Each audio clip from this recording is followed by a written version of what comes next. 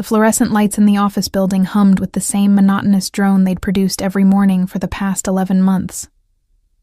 I shifted the stack of file boxes in my arms, feeling the sharp corner dig into my ribs as I navigated the narrow hallway toward the storage room. The fabric of my cardigan sleeve rode up half an inch, and I immediately adjusted my grip, tugging the material back down with practiced urgency. The motion was automatic now, muscle memory developed through months of careful concealment. My heels clicked against the polished marble floor, each step echoing in the empty corridor. I'd arrived at 7:15, as always, a full 45 minutes before anyone else would begin trickling in.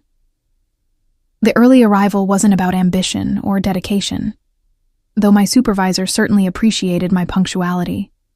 It was about having time to compose myself, to check my reflection in the bathroom mirror, to ensure that every bruise was properly covered, every lie rehearsed and ready. The scent of expensive coffee wafted from the executive floor above, mingling with the faint smell of lemon polish and printer toner that permeated our administrative level. I'd worked as an assistant at Morrison & Associates for nearly a year, processing contracts and filing reports for what appeared to be a legitimate corporate consulting firm. What I'd gradually pieced together through overheard conversations and carefully worded emails was that Morrison & Associates served primarily as a front, handling the legitimate business operations for a much larger, much darker enterprise, controlled by the De Laurenti family. I'd never met Matteo De Laurenti himself, though his name appeared on documents I processed with regularity. The other assistants whispered about him in the break room, their voices dropping to reverent murmurs when discussing the man who supposedly controlled half the city's underground operations, while maintaining the polished veneer of a successful businessman. They said he was cold, calculating, dangerous. They said he could read people like open books, detecting lies before they were fully formed. They said he never forgot a face or a favor. I hoped I'd never have occasion to test the truth of those rumors. The boxes in my arms shifted suddenly as I rounded the corner, and I stumbled slightly, my shoulder colliding with something solid and unyielding.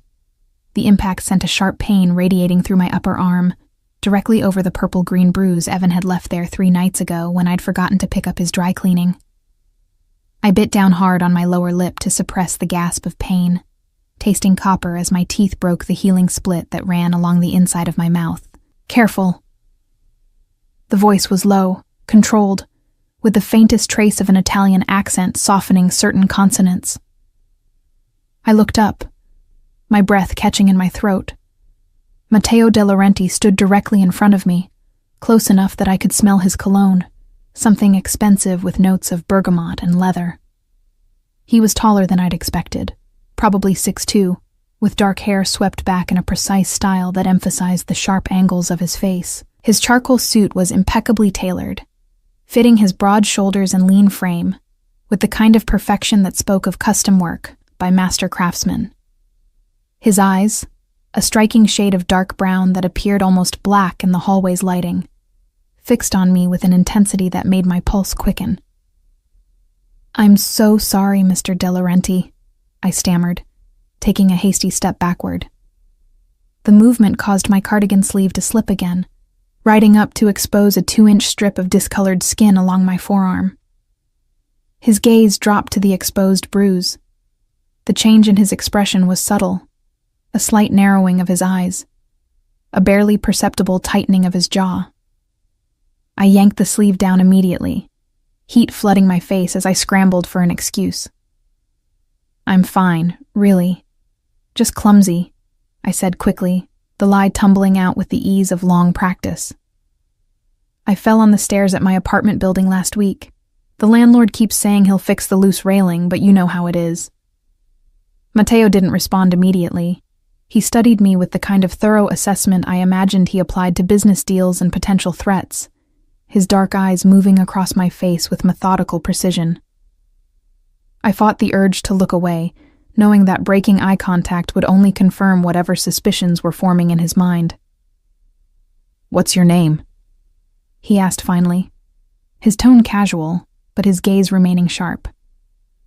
"Helena Rossi, sir. I work in administrative services, 3rd floor." "Helena." He repeated my name as if testing the weight of it. How long have you been with the company? Almost a year, Mr. De Laurenti. He nodded slowly, still watching me with that unnerving intensity. You arrive early. It wasn't a question, but I answered anyway. I prefer to get ahead of the day's work, sir. It's easier to focus before the phones start ringing. And you often carry boxes that large by yourself?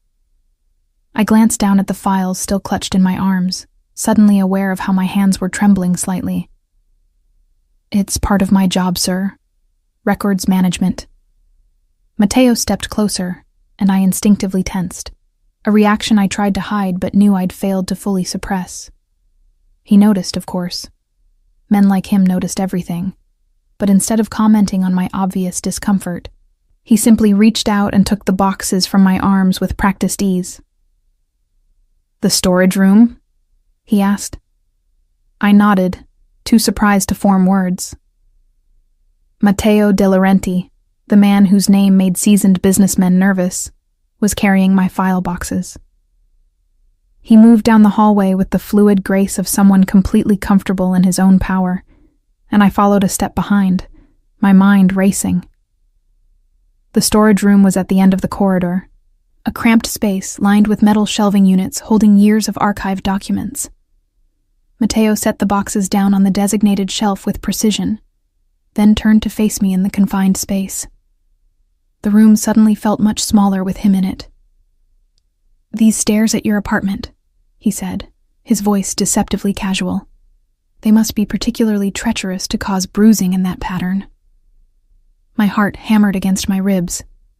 I'm sorry, sir. Bruises from a fall typically show on the knees, palms, elbows, impact points. His gaze moved to my concealed forearm, then up to my face. The pattern I saw on your arm looked more consistent with gripping pressure. Someone's fingers specifically. The air seemed to thicken in my lungs. I forced myself to maintain eye contact, to keep my expression neutral, to deliver the lie I'd perfected through months of practice. I caught myself on the railing when I stumbled. My own hand gripped my arm to prevent falling. It was a terrible explanation, anatomically impossible if you thought about it for more than 3 seconds. But Evan had trained me well in the art of delivering confident lies, and my voice didn't waver as I spoke the words. Matteo was quiet for a long moment, his dark eyes searching my face for cracks in the facade. When he finally spoke, his voice was soft, but carried an edge that sent a shiver down my spine. Look at me, Helena. I was already looking at him, but something in his tone made me truly meet his gaze, made me unable to look away. Now, tell me who did this to you. The question, delivered with such certainty that someone had indeed done this, that my carefully constructed story was transparent, hit me like a physical blow. For a moment I wanted desperately to tell him the truth, to explain about Evan, about the way he used his position as a police officer to make me feel like no one would ever believe me over him, about the cycle of apologies and accusations, the gifts followed by rage, the way he'd isolated me from my friends until I had no one left to call. But fear was a powerful suppressant of truth. Fear of Evan finding out I'd talked. Fear of the consequences if I dared to name him. Fear of being dismissed or, worse, blamed for provoking him. No one, sir, I whispered.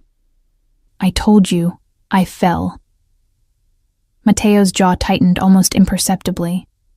He reached into his jacket pocket and withdrew a business card, holding it out to me. I took it with trembling fingers, noting the embossed lettering and the single phone number printed below his name. If you fall again, he said, his tone making it clear he knew exactly what kind of falling I was doing. Call that number, any time, day or night. Before I could respond, he moved past me toward the door, pausing only to add, and Helena, I don't believe in coincidences. When people lie to me, I usually find out why. He left me standing alone in the storage room, his business card clutched in my hand, my carefully constructed walls beginning to crack for the first time in months. The business card remained in my wallet for 3 days, tucked behind my driver's license where I could pretend it didn't exist, while simultaneously knowing exactly where to find it. I went through my daily routines with mechanical precision, arriving early, staying late, maintaining the professional demeanor that had become my armor against the world's scrutiny. But everything felt different now. I'd become hyper-aware of Mateo's presence in the building, tracking his movements through the floors above like a deer monitoring a predator's position. Twice I'd seen him in passing, once in the lobby, and once in the executive elevator, and both times his dark eyes had found mine with that same penetrating assessment that made me feel simultaneously exposed and protected. On Thursday afternoon, my supervisor Claire called me into her office with an unusual request. "Mr. De Laurenti's executive assistant is out sick," she explained, her perfectly manicured fingers tapping against her desk. "He's requested someone reliable to handle some filing in his private office. I'm sending you." My stomach dropped. "I'm sure there are others more qualified." "He specifically asked for you, Helena." Claire's expression was curious, but not suspicious. "Apparently, you made a good impression earlier this week. Don't mess this up. This kind of assignment could lead to better opportunities." I wanted to refuse, to claim illness or urgent work on the 3rd floor. But refusing a direct request from Matteo De Laurenti wasn't really an option. Not if I wanted to keep my job. So I found myself riding the elevator to the executive floor, my palms sweating despite the building's aggressive air conditioning. Matteo's office occupied the entire northeast corner of the building, with floor-to-ceiling windows offering a panoramic view of the city. The space was decorated in dark woods and leather, with artwork that I suspected was original rather than reproduction hanging on the walls. A massive desk dominated the center of the room, its surface meticulously organized. Matteo stood by the windows when I entered, his back to me, phone pressed to his ear as he conducted a conversation in rapid Italian. I caught only fragments, words like shipment and payment and consequences, that confirmed what I'd already suspected about the nature of his business. He ended the call and turned to face me, his expression neutral, but his eyes sharp with that same assessment I was beginning to recognize. "Helena, thank you for coming up." "Of course, Mr. De Laurenti. Claire said you needed filing assistance." He gestured toward several boxes stacked near the credenza. "Contracts that need to be organized chronologically and cross-referenced with the digital database. Standard administrative work, but I prefer someone meticulous." I moved toward the boxes, grateful for a concrete task to focus on. The contracts were dense legal documents, many containing terms I didn't fully understand, but that spoke to shipping routes, distribution channels, and payment structures that seemed unnecessarily complex for legitimate consulting work. As I worked, I could feel Matteo's presence even when his back was turned. He moved through the office with purposeful efficiency, making calls, reviewing documents, conducting the business of his empire with the same precision he likely applied to everything else in his life. "You're left-handed," he observed after about 20 minutes, his voice startling me from my focused sorting. I looked up to find him watching me from his desk. "Yes, sir? But you wear your watch on your left wrist." I glanced down at the cheap digital watch Evan had given me for my birthday, one of his apology gifts after a particularly bad night. "I prefer it there. Most left-handed people wear watches on their right wrist. Prevents interference with writing." He paused, then added with deliberate casualness, "Unless they're trying to hide something on their right wrist that a watch band might aggravate." My hands stilled on the contract I was filing. He'd noticed. Of course he'd noticed. Matteo De Laurenti noticed everything. "I just prefer it this way," I said, keeping my voice steady.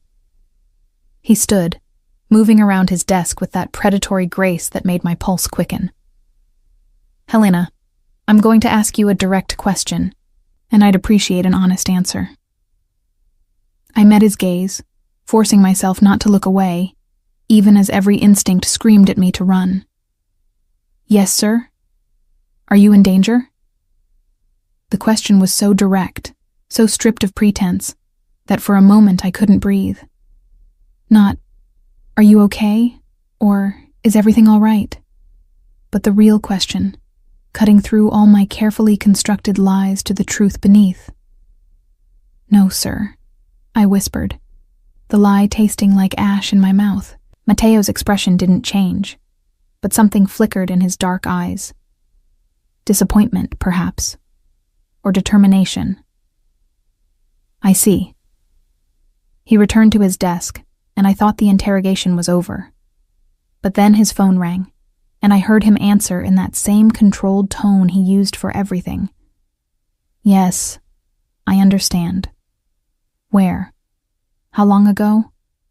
"Keep me informed." He ended the call and looked at me with new intensity. "Do you have a police officer named Evan Corbin in your life, Helena?" The name hit me like a physical blow. My carefully maintained composure cracked, genuine fear flooding through me before I could suppress it. "How do you—" "He's been asking questions about you at the building's security desk, claiming he's conducting a welfare check on his girlfriend who works here." Mateo's voice was dangerously soft. "But the security team knows better than to give him information without clearing it with me first." I sank into the nearest chair, my legs suddenly unable to support me. Evan was here. He'd found out where I worked, something I'd carefully kept from him precisely because I knew he'd use it to tighten his control. "He's my ex-boyfriend," I said quietly, the partial truth easier than a complete fabrication. "We broke up a few weeks ago. He's having trouble accepting it." "And the bruises?" Mateo asked, his tone making it clear he already knew the answer. I looked down at my hands, at the slight tremor I could no longer hide. He didn't take rejection well. The silence that followed was heavy with unspoken implications. When I finally looked up, Mateo's expression had shifted into something cold and controlled, the kind of calculated fury that I imagined made his enemies very nervous. "A police officer," he said, more to himself than to me. "That's why you didn't report it, why you believed no one would help you." "He knows people," I whispered. "He knows judges, prosecutors, other officers. He's made it very clear what would happen if I tried to cause problems for him." Mateo pulled out his phone, typing something quickly. "Does he know where you live?" "Yes." "Does he have a key?" I nodded miserably. He wouldn't give it back when we broke up. More typing, then a call. "Marco, I need a security detail on a residential address." He rattled off my apartment building and unit number from memory, making me realize he'd already had me investigated. "Immediate deployment. No one gets near the door without my approval. Yes, including police. I don't care what credentials they show. Clear it through me first."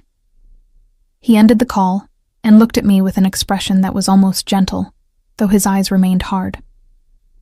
"When does your shift end?" 6 o'clock, sir." "You'll leave at 5 today. My driver will take you home. The security team will be in place before you arrive." "Mr. De Laurenti, I can't ask you to—" "You're not asking. I'm telling you." His voice carried absolute authority. "And tomorrow, you'll meet with one of my attorneys. We're going to file a restraining order, compile documentation, and ensure that Officer Corbin understands that harassing you carries consequences." Tears burned behind my eyes, the first genuine tears I'd allowed myself in months. "Why are you doing this?" Mateo was quiet for a moment, his gaze holding mine with unexpected intensity. "Because I don't tolerate bullies, Helena, especially ones who hide behind badges." He paused, then added more softly, "And because you deserve better than living in fear." The simple statement, delivered without judgment or pity, broke something inside me. I'd spent so long believing that I somehow deserved Evan's treatment, that I'd provoked him or failed to be good enough, that hearing someone say otherwise with such certainty felt revolutionary. "I don't know how to thank you," I whispered. "Don't thank me yet," Mateo replied, his expression hardening again. "Just be honest with me from now on. Can you do that?" I nodded, feeling the weight of months of lies beginning to lift. "Yes, sir." "Good." He returned to his desk, his demeanor shifting back to professional efficiency. "Now finish that filing. And Helena, if Corbin contacts you in any way, you tell me immediately. Understood?" "Yes, Mr. De Laurenti." As I returned to my work, my hands steadier than they'd been in months, I caught Matteo watching me with an expression I couldn't quite read. Something in his gaze suggested this was about more than just helping an employee in trouble. But I pushed the thought away, focusing instead on the unexpected safety I was being offered. For the first time in longer than I could remember, I allowed myself to hope that maybe, just maybe, I could be free. The attorney Matteo sent me to was a woman named Victoria Chen, who operated from an office so elegant it made me nervous to sit in the leather chairs.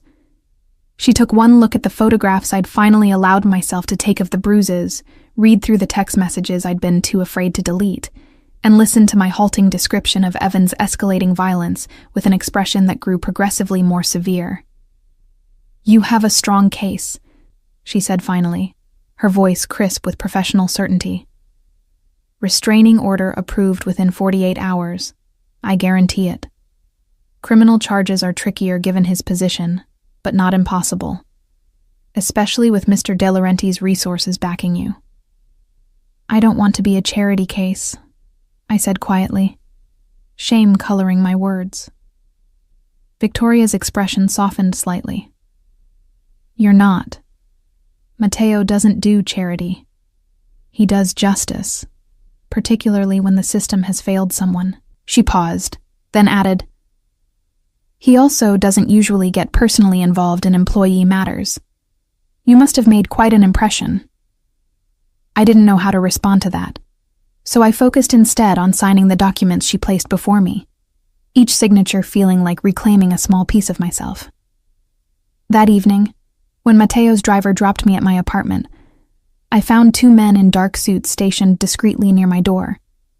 They nodded respectfully, but didn't speak, their presence both comforting and surreal. Inside my apartment, I finally allowed myself to breathe, really breathe, for the first time in months. My phone buzzed. Evan's number, which I hadn't blocked because deleting his contact felt like provocation. The message was typically manipulative. "Helena, baby, I know you're scared. I was too rough the other night. Let me make it up to you. I love you." My hands shook as I screenshot the message and forwarded it to the number Matteo had given me. His response came within seconds. "Delete his number. Don't respond. You're safe." Two words that I desperately needed to hear. You're safe. The next few weeks passed in a blur of legal proceedings and careful rebuilding. The restraining order was approved with shocking speed, helped by Victoria's connections and the documentation I'd finally allowed myself to compile. Evan contested it initially, playing the wounded boyfriend card with practiced ease. But when his sergeant was quietly contacted by someone in Matteo's network, and when evidence of Evan's pattern of abuse toward previous girlfriends mysteriously surfaced, his protests died quickly. I began sleeping through the night for the first time in a year. The bruises faded, replaced by clear skin that felt like reclaimed territory. I started arriving at work without the knot of anxiety in my stomach, began participating in office conversations I'd previously avoided. Matteo watched my transformation with quiet approval, never mentioning the measures he'd taken on my behalf, but ensuring I knew the protection remained in place. Our interactions remained professional, though I'd caught him observing me with an intensity that went beyond mere concern for an employee's welfare. Then came the afternoon that changed everything. I was organizing files in the executive conference room when I heard raised voices from Matteo's office. Through the partially open door, I could see him standing behind his desk, his expression colder than I'd ever witnessed. "The shipment doesn't just disappear, Marco," he said, his voice dangerously soft. "Someone redirected it. I want to know who, and I want to know why." The man across from him, one of Matteo's senior associates, shifted uncomfortably. We're investigating, boss. Could be the Volkov crew making a move. It's not Volkov. Mateo's certainty was absolute. This was internal. Someone in my organization decided they could steal from me and hide behind outside conflict. I should have left. Should have given them privacy for what was clearly sensitive business. But something kept me frozen in place, watching as Mateo demonstrated the ruthless authority that made him feared throughout the city's underground. Find them, Mateo continued, his voice dropping even lower. And when you do, remind them why betrayal carries permanent consequences. The casual reference to violence should have terrified me. Instead, I found myself fascinated by this glimpse into Mateo's real world, the empire built on power and fear that existed beneath the legitimate business veneer. Marco left, and Mateo looked up to find me standing in the conference room doorway. Our eyes met, and I saw him decide in real time whether to maintain the fiction of normalcy or acknowledge what I'd just witnessed. "How much did you hear?" he asked finally. "Enough to know that Morrison and Associates isn't really about corporate consulting." A ghost of a smile touched his lips. And I'm not surprised. I moved into his office, closing the door behind me in a gesture that felt significant. "I've been processing your contracts for almost a year, Mr. De Laurenti. I might be many things, but I'm not oblivious." Mateo leaned against his desk, studying me with renewed interest. "Most people would be frightened by what you just heard." "Most people haven't had a police officer use his badge to terrorize them for 6 months, I replied, surprised by my own boldness.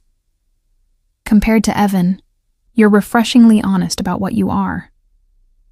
"And what am I, Helena?" I considered the question carefully. "You're someone who operates outside legal boundaries but maintains his own code, someone who protects his people and punishes betrayal, someone who helped me when I had nowhere else to turn." That sounds almost admiring. It's factual. I moved closer, drawn by something I couldn't quite name. "You've shown me more genuine protection in 3 weeks than Evan did in an entire relationship. So yes, I'm aware you're dangerous. I'm also aware you've never once made me afraid." Something shifted in Mateo's expression, a crack in his usual control. "You should be afraid of me, Helena. What I do, the world I operate in, it destroys everything soft and good it touches. Then why help me?" I challenged. "Why not just ignore another employee's problems?" He was quiet for a long moment, his dark eyes holding mine with an intensity that made my breath catch. "Because when I saw those bruises, when you tried to lie to me with that ridiculous story about falling, I wanted to find whoever hurt you and make them understand what real fear feels like." The raw honesty in his voice sent a shiver through me. And because you looked at me in that storage room like I might actually believe you, like you'd become so accustomed to being dismissed that honest concern was foreign." His jaw tightened. No one should have to live like that. I took another step closer, close enough now to smell his cologne, to see the faint scar along his left temple that I'd never noticed before. "What happens now?" "Now you finish healing," Mateo said softly. "You continue rebuilding your life. You stay safe." "And us?" The question escaped before I could stop it. "Is there an us?" Mateo reached out slowly, giving me time to pull away, and tucked a strand of hair behind my ear with surprising gentleness. "There shouldn't be. You deserve someone whose world doesn't include the kind of violence I deal in daily." "But," I pressed, holding his gaze. "But I can't seem to stop thinking about you," he admitted, his voice dropping to barely above a whisper. "About how brave you are, how you walked into work every day hiding pain no one should have to endure. About how you're rebuilding yourself piece by piece with a strength most of my soldiers don't possess." My heart hammered against my ribs. "I'm thinking about you too." "Helena, I know what you are, Matteo. I used his first name deliberately, watching his eyes darken at the intimacy. I know you're dangerous. I know being close to you means entering a world most people never see. But I also know that you make me feel safer than anyone ever has. That you've given me my life back. He cupped my face in his hands, his touch gentle despite the calluses that spoke to violence committed. If we do this, there's no going back. My enemies will know you matter to me. The target on my back extends to you. Evan was a target I didn't choose, I said quietly. You would be one I did. Matteo's thumb traced my cheekbone with devastating tenderness. You're sure? Instead of answering, I closed the remaining distance between us and kissed him. His response was immediate and controlled, one hand sliding into my hair, while the other settled at my waist, pulling me closer with a possessiveness that should have frightened me, but instead made me feel claimed in the best possible way. When we finally broke apart, both breathing harder, Matteo rested his forehead against mine. This changes everything. I know, I whispered. I'll protect you with everything I have. I know that too. He kissed me again, slower this time, deeper, and I felt the last of my carefully constructed walls crumble. I was free from Evan's violence, free from fear, and falling for a man who was dangerous to everyone except me. It should have terrified me. Instead, it felt like coming home. The transition from professional distance to acknowledged intimacy happened with surprising naturalness, as if we'd both been waiting for permission to stop pretending. Matteo didn't hide our relationship from his organization, though he was strategic about how it was presented. I wasn't just another woman he was seeing. I was under his protection, which in his world carried weight and consequences. People will talk, he warned me one evening as we shared dinner in his private office, a routine we'd established over the past 2 weeks. They'll say you're with me for money or power or safety. I set down my fork, meeting his gaze steadily. Let them talk. I know the truth. Which is? That you saw me when I'd become invisible to myself. That you offered me a choice when I thought I had none. I paused, then added with a slight smile. And that you're surprisingly romantic for someone whose phone conversations occasionally include the phrase, handle it permanently. Matteo's expression softened, the hard edges smoothing into something almost tender. You're good for me, Helena.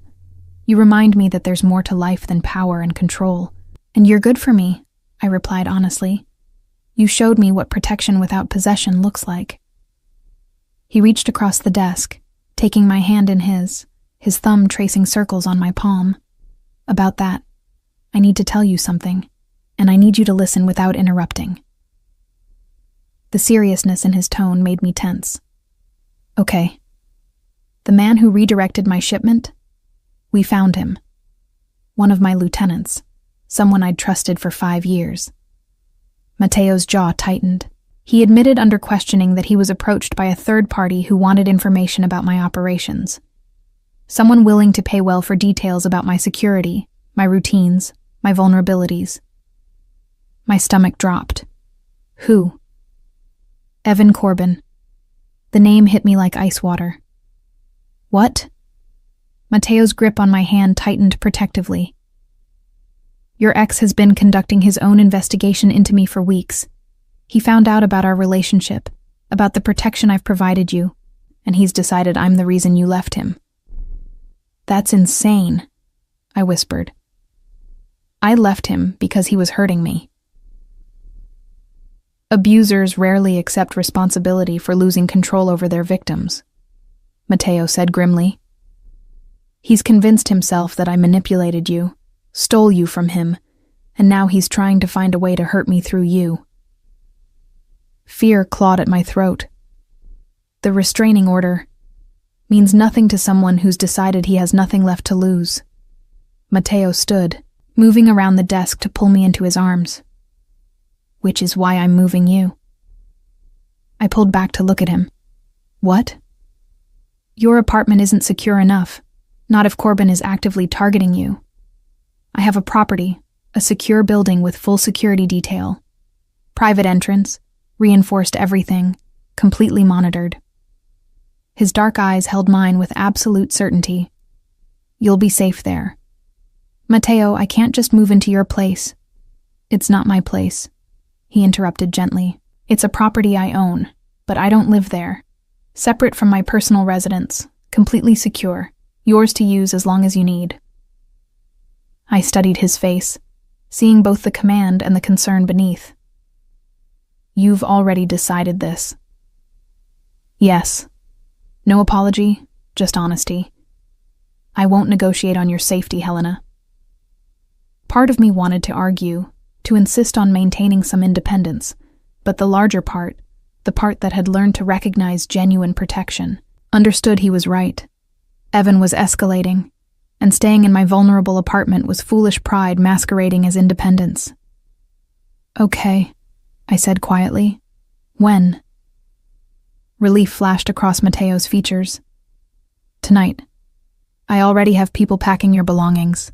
Everything will be moved and secured before morning. You were that certain I'd agree? A ghost of a smile touched his lips. I was that certain you're smart enough to recognize the difference between control and protection. He was right, of course. The apartment he moved me into was beautiful. A 2-bedroom unit in a building that looked residential from the outside, but housed security features I'd only seen in movies. Fingerprint entry, bulletproof glass, panic buttons in every room. It should have felt like a cage, but instead, it felt like sanctuary. Matteo visited frequently, though he was careful to respect boundaries, never assuming his protection entitled him to intimacy. We fell into a rhythm of shared dinners, long conversations that stretched past midnight, moments of connection that deepened what was growing between us. 3 weeks after the move, as we sat on the apartment's balcony watching the city lights, I asked the question that had been building in my mind. What will you do about Evan? Matteo was quiet for a moment, his profile sharp against the night sky. What do you want me to do? I want him to stop, I said honestly. I want him to face consequences for what he did to me, for what he's trying to do now. But I don't want you to become a monster because of him. He turned to face me, his expression serious. Helena, I'm already what I am. The question is whether you can accept that some problems in my world are solved with methods your world would consider extreme. I'm not asking you to be someone you're not, I said carefully. I'm asking you not to let him corrupt what we have. Don't let his obsession with me turn this into violence that stains us. Matteo pulled me close, his arms wrapping around me with protective strength. You're asking me to show restraint when everything in me wants to eliminate the threat he represents. I'm asking you to trust that there are other ways, I said against his chest. You have lawyers, connections, evidence of his corruption. Destroy his career, his credibility, his ability to hurt anyone else. But don't destroy yourself in the process. He was silent for a long moment, and I could feel the tension in his body, the war between his instincts and my request. Finally, he pressed a kiss to the top of my head. For you, he said quietly. I'll do it your way. But if he comes near you, if he so much as threatens you again, all promises are void. Deal. The campaign against Evan was methodical and devastating. Victoria Chen presented evidence of his abuse to internal affairs, backed by testimony from his previous victims who'd been too afraid to come forward before. Matteo's connections ensured the investigation couldn't be buried. Within 2 months, Evan Corbin was fired, facing criminal charges, and effectively destroyed professionally. I should have felt triumphant. Instead, I just felt free. The night the news broke, Matteo found me on the balcony again, staring at the city with emotions I couldn't quite name. Regrets? He asked softly, coming to stand beside me. No. I leaned into him, his warmth grounding me. Just processing. A year ago, I thought I'd never escape him. Now he's facing everything he put me through. Justice, Matteo murmured. It took longer than I wanted, but it's complete. I turned in his arms, looking up at his face. Thank you. For listening to me. For doing this the way I asked. For being more than what people think you are. His hand came up to cup my cheek, his touch gentle despite the violence those same hands had committed. You make me want to be better, Helena. You make me remember there's more to power than fear. And you make me remember I'm worth protecting, I whispered. He kissed me then, and in that moment, I understood that I'd fallen completely for this complicated, dangerous man who had given me back my life. Not because I needed his protection, but because I chose to love him despite, and because of everything he was. When we finally broke apart, Matteo's eyes held a question. Move in with me, my actual home, not this safe house. Be with me fully. Are you sure? I asked. Your world, your life, it's not exactly normal. Nothing about us is normal, he replied with a slight smile. But it's real. You're the most real thing in my life, Helena. I want you with me. I thought about the journey from that first collision in the hallway to this moment. About bruises faded and lies abandoned. About fear replaced with trust. Survival replaced with living. Yes, I said simply. Yes. His smile transformed his face, making him look younger, lighter, almost vulnerable. And as he kissed me again under the city lights, I knew I'd made the right choice. I'd chosen freedom, and in doing so, I'd found love. Moving into Matteo's home was like entering a different world. One where luxury wasn't just about expensive objects, but about a level of security and comfort I'd never imagined. The penthouse occupied the entire top floor of a building in the city's most exclusive district, with views that stretched to the horizon and security measures that made my previous apartment look like a dollhouse. This is too much, I said the first night, standing in the master bedroom that was larger than my entire previous apartment. Matteo came up behind me, his hand settling on my waist. It's home. Our home now, if you want it to be.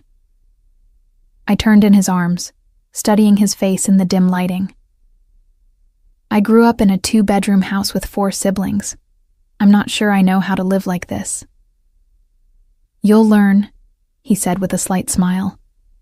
Besides, it's not about the space or the luxury. It's about being somewhere you're completely safe, where you never have to hide or pretend, or fear. He was right, of course. The true luxury wasn't the marble bathrooms or the chef's kitchen I barely knew how to use.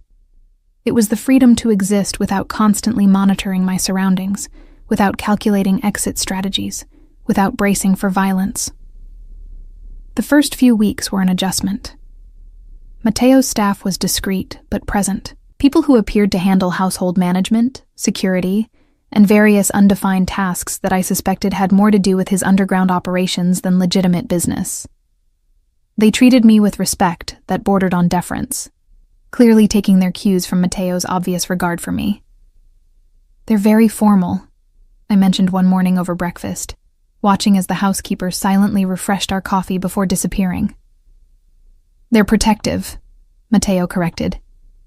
They've seen me with many women over the years, none I've brought into my actual home.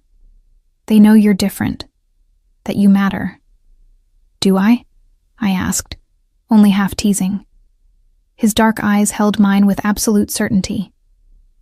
You're everything, Helena. The simplicity of the statement, delivered without flowery language or grand gestures, made my throat tight with emotion. I love you, I said, the first time I'd spoken the words aloud. Matteo's expression softened in a way I'd only seen when we were alone. I've loved you since you tried to lie to me about falling downstairs, standing there with such desperate courage. I just didn't understand it yet. We fell into a rhythm of domesticity that felt surreal given Matteo's dangerous profession. He left early for mysterious meetings, returned for shared dinners, included me in his legitimate business decisions while carefully shielding me from the darker aspects of his empire. I continued working at Morrison & Associates, promoted now to a senior administrative role that came with respect and considerably better pay. But the peace couldn't last forever. 2 months into our new arrangement, I was working late in Mateo's home office when I accidentally knocked over a stack of files, sending papers scattering across the floor. As I gathered them, my eyes caught on a surveillance photo paper clipped to a report. Evan. Multiple images of him at different locations, timestamps indicating they'd been taken over the past several weeks. The report detailed his movements, his contacts, his current employment status, or lack thereof. I was still staring at the photos when Mateo returned home, his expression shifting from pleasure at seeing me to concern when he noticed what I held. "Helena." "You're still watching him," I said, not quite a question. He moved closer, but didn't try to take the file from my hands. "Yes." "Why?" "He's been neutralized. He can't hurt me anymore." Mateo's jaw tightened. "Can't he? He's lost everything because of me, because I protected you. Men like him don't just accept defeat and move on, Helena. They fester, they plan, they wait for opportunities." I set the photos down carefully. "So you're having him followed indefinitely?" "I'm ensuring that if he makes any move toward you, I know about it before it happens." His voice was firm, but gentle. "I won't apologize for that." I understood his logic, even as part of me recoiled from the idea of perpetual surveillance. "And if he never makes a move? If he just goes away and rebuilds his life somewhere else? Then the surveillance continues, until I'm certain he's no longer a threat." Mateo pulled me into his arms, his embrace protective. "I know it seems excessive to you, but in my world, threats eliminated halfway return to destroy you. I won't take that chance with your safety." I rested my head against his chest, listening to his heartbeat. "Sometimes I forget how different our worlds are." "They're not different anymore," he said quietly. "You're in my world now, which means you're protected by its rules." The reminder was both comforting and unsettling. I'd chosen this life, chosen Mateo, but I was still learning what that choice truly meant. That understanding came sharply into focus a week later, when I returned from work to find the penthouse in subtle lockdown. Additional security personnel were stationed at every entrance, and Mateo was in his office conducting a meeting in rapid Italian that carried tones of danger and strategy. "What's happening?" I asked Marco, who'd become a familiar presence around the penthouse. His expression was carefully neutral. "A situation. Nothing for you to worry about, Miss Rossi." But I did worry, pacing the living room while Mateo's meeting stretched into its second hour. When he finally emerged, his expression was harder than I'd seen it since the early days. "Tell me," I said simply. He studied me for a moment, then nodded, respecting me enough to be honest. "One of my business partners attempted to manipulate some contracts, redirect some profits. It's been handled." "Handled how?" "In a way that ensures he won't try it again." Mateo's voice was flat, controlled, and in a way that sends a message to anyone else considering similar betrayal. I knew better than to ask for details. Instead, I moved to him, taking his hands in mine. "Are you all right?" The question seemed to surprise him. "I should be asking you that. You just witnessed the reality of what I do, the consequences I enforce." "I witnessed you protecting what's yours," I said carefully. "I don't need to know the methods to understand the necessity." Something in his expression cracked, vulnerability showing through his controlled exterior. "You're not frightened?" "Of you? Never." I squeezed his hands. "For you sometimes, but not of you." He pulled me close, his embrace tight enough to betray the tension he'd been holding. "I don't deserve you. You deserve someone who sees you fully and loves you anyway," I replied. That's what you've got." We stood like that for a long moment, and I felt him gradually relax, the hardness leaving his body as he allowed himself to be vulnerable in a way I suspected he rarely permitted. Later that night, as we lay in bed, Mateo traced patterns on my shoulder with gentle fingers. "I want you to learn to shoot," he said quietly. I turned to face him. "What?" "I want you to know how to protect yourself if I'm not there. Not because I think you'll need to, but because I want you to have every possible advantage." His dark eyes held mine seriously. "Will you let me teach you?" It was such a Mateo request, practicality wrapped in protection. "Okay," I agreed. The shooting lessons became a regular part of our routine, conducted at a private range Mateo owned. He was patient and thorough, treating my education with the same seriousness he brought to everything else. I discovered I had natural aptitude, something that seemed to both please and concern him. "You're good at this," he observed after a particularly successful session. "Survival instincts," I said lightly. "I learned to recognize threats early with Evan. This is just a different application of the same awareness." Mateo's expression darkened at the mention of my ex. "He tried to contact your mother last week." I went still. "What?" "He showed up at her house, claimed he was worried about you, wanted to make sure you were all right." Mateo's voice was controlled fury. "She called my people immediately, exactly as instructed. He was removed from the property before any real contact occurred. My mother knew about Mateo, about our relationship, and had surprisingly accepted it with more grace than I'd expected. She'd seen me at my lowest during the Evan months, had watched me rebuild, and she credited Mateo with that transformation." "Is she okay?" I asked. "She's fine. Shaken, but fine." He paused. "This is escalation, Helena. He's testing boundaries, looking for vulnerabilities." "So what do we do?" "We tighten security and wait," Mateo said grimly. "He'll make a mistake eventually. They always do." The mistake came 2 weeks later, on a rainy Tuesday evening when I was working late at the office. I'd sent Mateo's driver home, planning to take a cab, wanting a moment of normalcy in my increasingly protected life. I was locking my office door when I heard footsteps behind me, too heavy and purposeful to belong to the cleaning staff. I turned to find Evan standing in the hallway, his appearance disheveled, his eyes carrying a wildness I'd never seen before. "Hello, Helena," he said softly. "We need to talk." My hand moved instinctively to my phone, but Evan was faster, closing the distance between us and gripping my wrist with familiar, painful pressure. "Don't," he said, his voice carrying that dangerous calm I remembered too well. "Just talk to me. 5 minutes, that's all I'm asking." My training with Mateo kicked in, the hours of self-defense and awareness translating into automatic assessment. Evan was blocking the main exit, but there was a stairwell 20 feet behind me. He was bigger and stronger, but desperate, which made him unpredictable. "How did you get in here?" I asked, buying time while my thumb found the emergency contact on my phone, the one Mateo had programmed to alert his entire security network with a single press.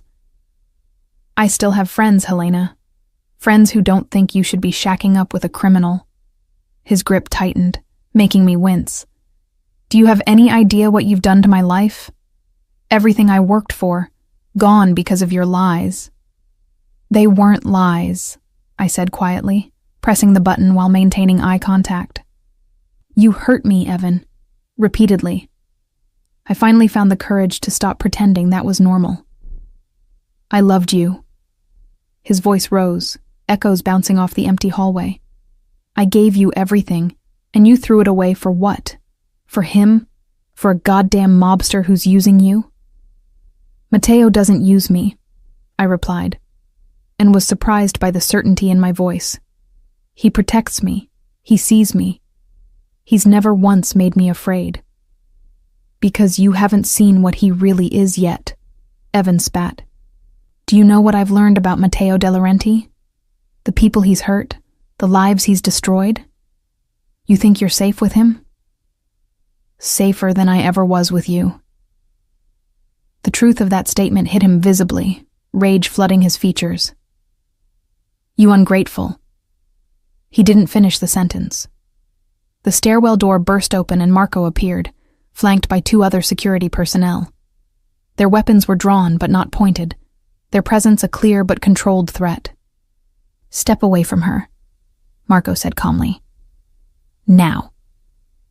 Evan's grip loosened fractionally, his eyes darting between the armed men and me. This is illegal detention. I'm a police officer. You're a fired police officer with an active restraining order who's currently violating that order. A new voice cut in. I looked past Marco to see Victoria Chen emerging from the stairwell, her expression coldly professional. And we have you on security camera assaulting Ms. Rossi, so I'd suggest you comply before this goes from violation to felony assault. Evan released me, and I immediately stepped back, putting distance between us. Helena, please.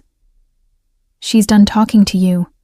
Matteo's voice carried down the hallway, and I turned to see him approaching with that controlled fury I recognized.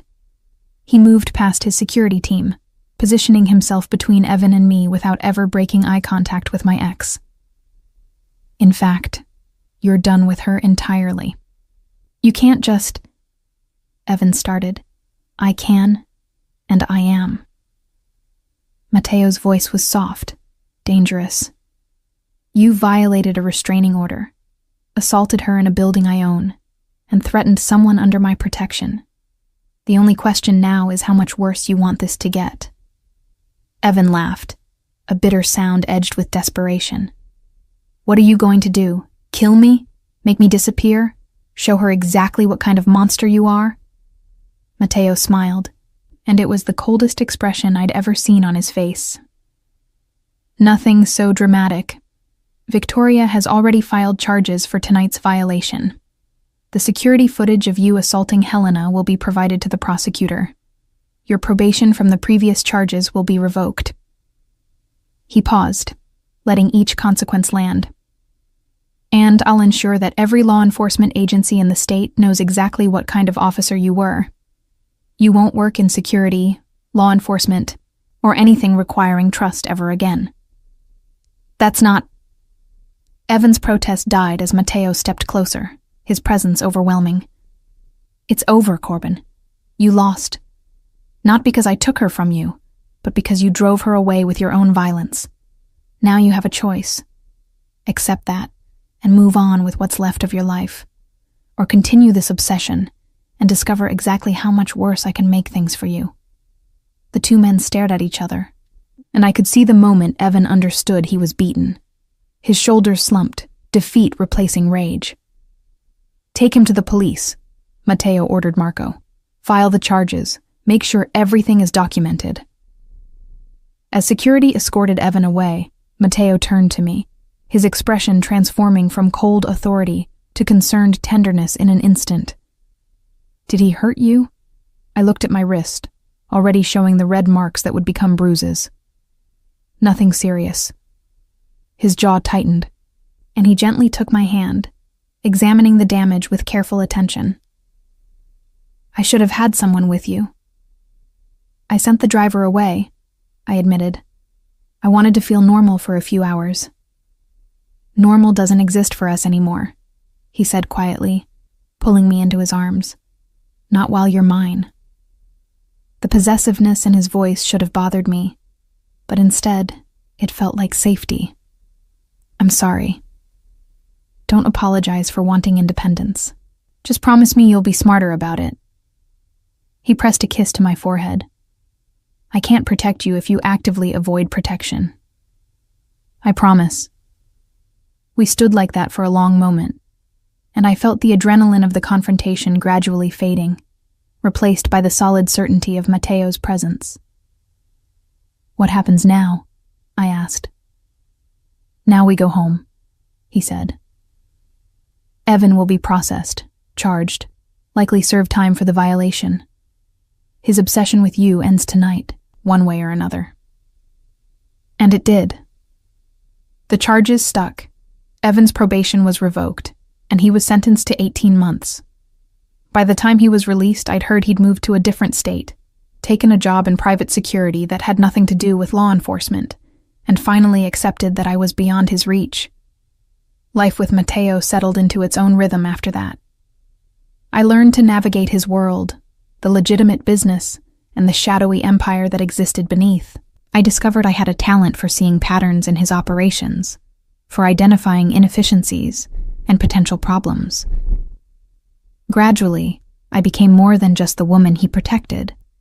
I became a trusted advisor, someone whose insight he valued. "You're good at this," he said one evening as I pointed out a discrepancy in one of his shipping manifests that would have cost him significantly if unnoticed. "I'm good at seeing what doesn't fit," I replied. Survival skill from living with Evan. I learned to notice when things were off, when danger was building. Mateo's expression softened. "You've turned trauma into strength. Not many people can do that." "I had help," I said, reaching for his hand. "You showed me what safety feels like, made me believe I deserved it." He pulled me into his lap, his arms wrapping around me with protective strength. "You deserve everything, Helena. Safety, respect, love, all of it. I have all of it," I whispered. "With you." 6 months after Evan's final arrest, Mateo proposed. Not with a grand gesture or public spectacle, but in the privacy of our home, with words that were simple and devastatingly sincere. "Marry me," he said one morning over coffee. "Not because I own you or possess you, but because I love you. Because you make me want to be better than what I am. Because I can't imagine my life without you in it." I said yes without hesitation. And when he slid the ring onto my finger, a platinum band with a single perfect diamond, I understood that I'd found something I'd stopped believing existed. A man who was dangerous to everyone except me, who protected without possessing, who loved without controlling. Our wedding was small, intimate, attended by the few people in both our lives who understood what we'd built together. My mother cried happy tears, Victoria Chen served as my maid of honor, and Marco stood beside Mateo, the first time I'd seen either of them show genuine emotion. But the moment that defined everything came during our vows. Mateo had written his own, and when he spoke, his voice carried absolute certainty. "I promise to protect you without imprisoning you, to love you without owning you, to honor your strength while offering my own. You saved me, Helena, from a life where power was the only thing that mattered. Now you're the only thing that matters." I'd written my own vows too, and when I spoke, I saw his eyes glisten with uncharacteristic moisture. "You saw me when I'd become invisible to myself. You offered me safety when I'd forgotten I deserved it. You showed me that protection and freedom aren't opposites, that strength and gentleness can exist in the same person. I love you not despite the darkness in your world, but because you've never let it touch me. You're my home, Mateo. My choice. My future." As we kissed to seal our vows, I thought about the journey from bruised and broken to whole and free, about the mistake of a man who thought violence was love, and the gift of a man who understood the difference. Matteo De Laurenti was feared by many, respected by more, and loved completely by me. Not because I needed his protection, though he offered it freely, but because he'd given me something more valuable: the power to protect myself, the courage to demand what I deserved, and the freedom to choose love on my own terms. We built a life together that balanced his dangerous world with my need for normalcy. I continued working, eventually taking over management of his legitimate businesses, discovering I had a talent for strategy and negotiation. He included me in decisions, valued my insight, treated me as an equal partner rather than a possession to be guarded. And on the nights when his darker business required attention, when he returned home with that cold edge I recognized, I was there to remind him of who he was beyond the violence and power. I was the softness in his hard world, and he was the strength that allowed me to be soft without being vulnerable. Our first anniversary fell on a rainy Tuesday, exactly like the night Evan had made his final attempt to control me. We spent it at home, cooking together in the kitchen, laughing at my attempts to properly season the pasta sauce under Matteo's amused instruction. "You know," I said as we ate dinner on the balcony, rain creating a curtain of privacy around us. "A year ago I couldn't have imagined this. Being happy, feeling safe, loving someone without fear." Matteo reached across the table, taking my hand in his. "A year ago, I couldn't have imagined that a woman trying to lie about falling downstairs would become the most important person in my world." "No regrets?" I asked, only half teasing. "Not one." His dark eyes held mine with absolute certainty. "You're the best thing that ever happened to me, Helena. My choice, my love, my life. Forever," I whispered. "Forever," he confirmed. And as he kissed me under the rain-dark sky, I knew it was true. We'd both been broken in different ways. Both learned to survive in worlds that tried to destroy us. But together, we'd built something unbreakable. I'd lied about the bruises once, too afraid to tell the truth. Now I lived in absolute honesty with a man who saw through every pretense to the real me beneath. A man who'd stopped me from drowning in fear and shown me how to swim. Matteo De Laurenti had given me my life back, and in return, I'd given him my heart, freely and completely, knowing it would be protected as fiercely as he protected everything else he considered his. Not because I was his possession, but because I was his choice. And he was mine.